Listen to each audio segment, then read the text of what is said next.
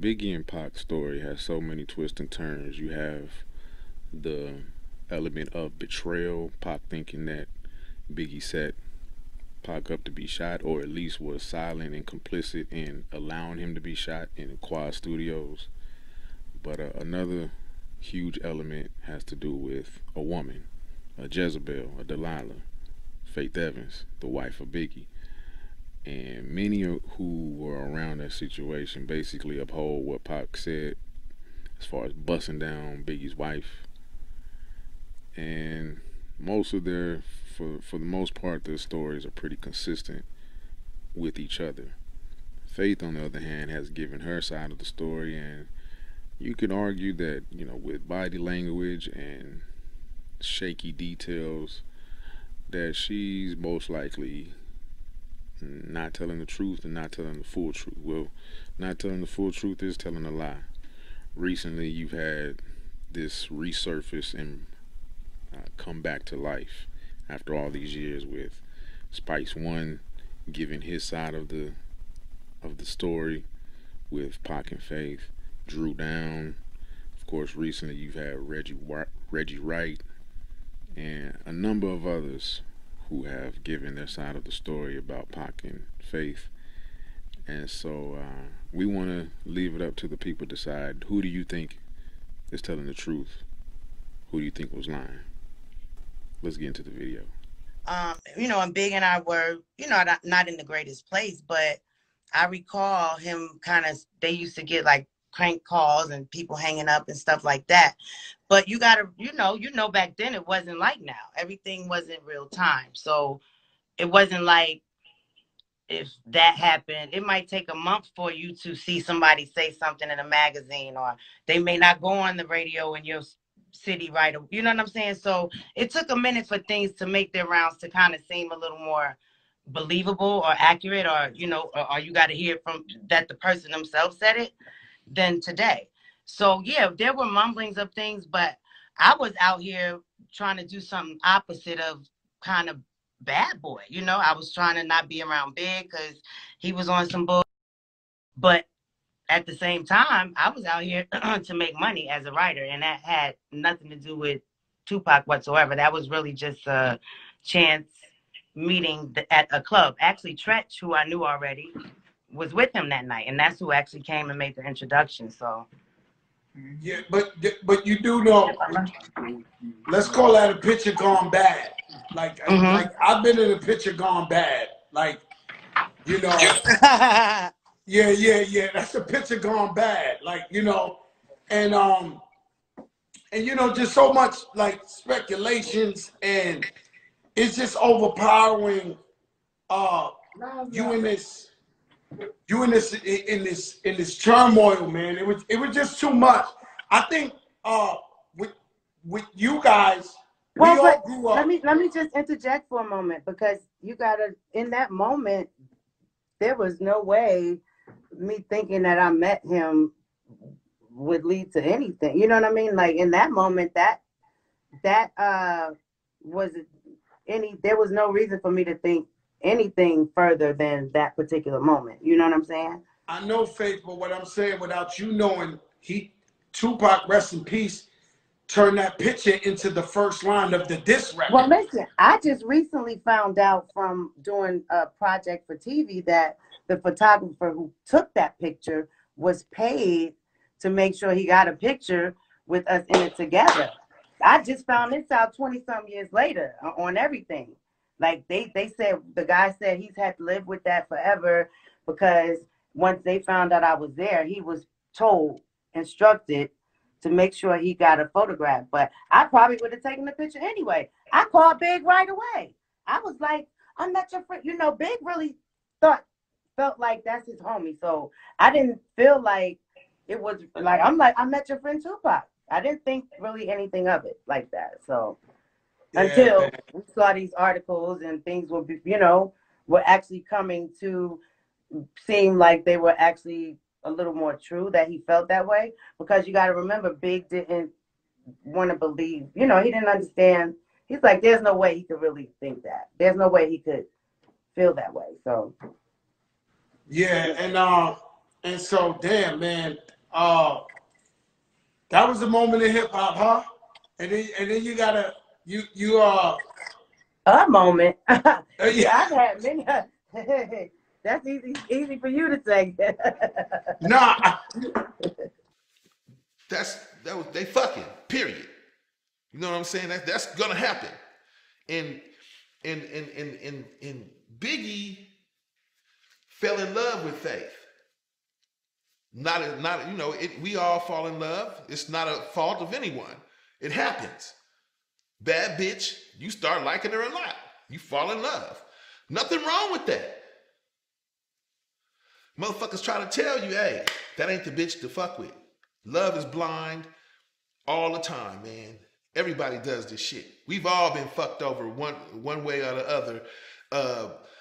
And that's why motherfuckers got songs like Icebox in the Heart and all of that shit. You know what I'm saying? So I mean, yeah. Between that was Pac's thing and shit. And I think Pac told Biggie a few times, you know, hey man, you know, nigga, don't be liking her like that, nigga. I'm pretty sure he probably hit the nigga and told him that shit. But love is blind. Love don't give a fuck. We all know that. Love don't give a fuck. Ain't no motherfucking measurements or who is gonna hurt and who is not gonna hurt. Love and death is the same thing. It don't give a fuck who it hurt. It don't give a fuck who it kill. It's, you know what I'm saying? It is what it is. So I mean, you know, hey, between Pac, Biggie, and Faith, it was like a love triangle, kind of gone bad, you know. And I felt kind of bad, you know, because you know Biggie really liked Faith and shit, you know what I'm saying? But she wasn't the type you just fall in love with like that, and we all see that now. Everybody sees that now. No disrespect to Faith. We know, I know what you is, homegirl. I fuck with you. Do your thing. You know what I'm saying? Hey, you know what I'm saying? You a player and shit. You know, I'm a Bay nigga, so a Bay nigga know another player when he see him. And I see that shit. I see you, Faith. Do your thing. You know what I'm saying? Shit. But that's what that was. Faith is a motherfucking player. She's a female player, straight up, with the mind of a nigga. Guaranteed. Don't get it twisted. Yeah, man. How you feel about her dating Stevie J, knowing that he was friends with Biggie when Biggie was alive, and he produced on Life After Death as well? How you feel about her dating him, yo? Yeah, that was odd, wasn't it? That was like, come on, man. We all know what it is. Like, shit. He was probably having eyes on her the whole fucking time. You know what I'm saying? While Biggie was looking at her, while they was all there like, man, that shit is crazy. But like I say, love is blind, man. Motherfuckers ain't really tripping on that shit. He was trying to get his in, and I can't blame him or fault him for trying to for putting his bid in. You know what I'm saying? Shit, he seen something he liked. He said what he had to say, and it happened. You know. Pac ever say anything about this? No, he knew about it, but that was art of war. He did it with Faith. He did it to Biggie with Faith. I think I seen you had mentioned that you had knew for a fact that Tupac hooked up with Faith. Were you there that night? I was there in the studio. I don't know if I ever said a fact. All I ever said, and if I did, let me clarify it, is they were sitting in a little, we call it a red room. It's like a little private room that's no bigger than a bathroom. They had a little couch in there. That's where niggas would go, either whoop on somebody or mainly to go and hook up with a chick. And he was sitting in that room. For some reason, I was going into that room or just checking around, doing studio checks and all. And they were in there, and he was pushing, at that time, her head down towards his genitals. That's all I saw. You didn't. That's it. You didn't. That's all I saw. If she was with it, was she not with it, or it didn't appear that it was being forced. Oh, okay. But you know, I didn't see her come running out 5 or 10 minutes later. Was that the only time you seen them that night? Did you see them after that? It was the only time. I mean, it was in the studio, but they went back to the studio and stuff. Well, I think she had mentioned that Tupac, in her book, I believe she mentioned that Tupac called her over to his hotel afterwards or something. Don't know about that. You don't know I wasn't, about that? you know, his primary. I wasn't a security guy. I just hired guys to be his security.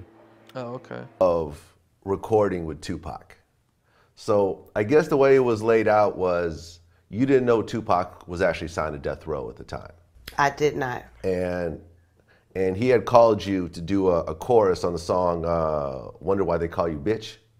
Yeah, well, I didn't know what song it was until I actually got to the studio. But yeah. Okay.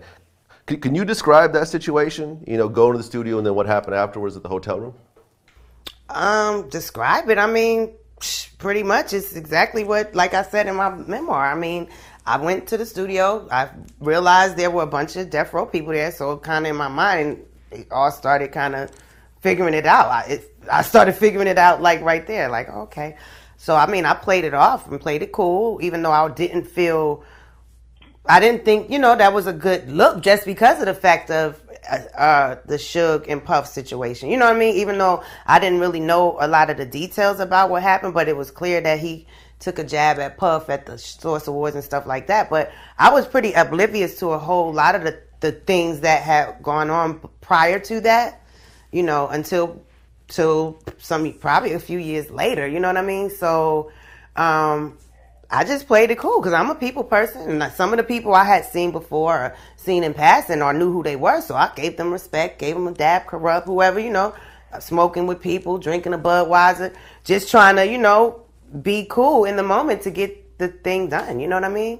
But not definitely thinking about, like, I know this probably looks crazy. They probably looking at me like, what am I doing here in this situation? But, you know, in my mind and in my heart, I knew that you know, I didn't really know what I was walking into. You know what I'm saying? So that was probably definitely one of the few times that me being so so headstrong and so I'm gonna go get it done on my own, and so I can go by myself and make it happen. I mean, that's one of the times it didn't serve me so well. You know what I'm saying? Because it was definitely it was a bad choice, but I didn't know that until then. You know, had I known the things I know, I probably definitely wouldn't have done the song with him. I definitely wouldn't have gone in the studio to record anything that was related to Death Row Records at that time, whoever the artist was. It just, you know what I'm saying, period. After you recorded, you know, you were owed $25,000 for the session, and you said that you went to Pac's hotel room and, you know, he basically asked for oral sex at that point. Well, in a